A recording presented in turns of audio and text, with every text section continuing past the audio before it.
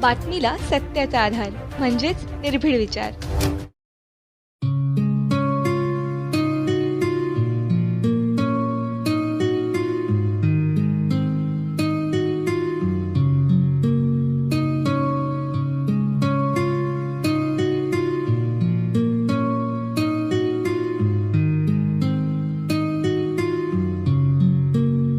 दिनांक 22 जानेवारी रोजी प्रभू श्रीरामचंद्र यांच्या प्राणप्रतिष्ठा समारोह निमित्ताने देशभरात विविध धार्मिक कार्यक्रम संपन्न झाले।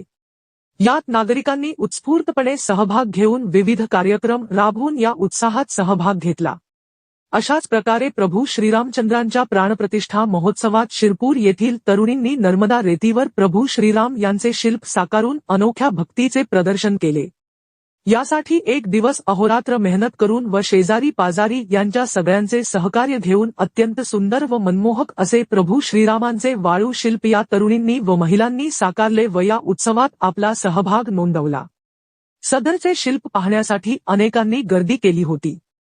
अनेक नागरिकांनी व भाविकांनी या तरुणींच्या कार्याचे कौतुक केले असून दिवसभर शिरपूरच्या कॉलनी परिसरात श्रीरामांच्या वाळू शिल्पाची चर्चा व कौतुक सुरू होते।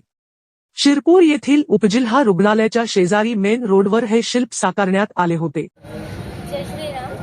मी चौधरी धनश्री राजेंद्र। आपल्या म्हणजे ज्या वर्ल्डमध्ये ना की जे अयोध्या बांधलं जात आहे त्यानुसार आपल्या सगळ्या गावागावांमध्ये होत आहे, तर त्याच्यासाठी आम्ही अशी छोट्या गावामध्ये आम्ही नर्मदा रेतीपासून आम्ही छोटा श्रीराम बनवला आहे। प्रयत्न केलाय बनवायचा।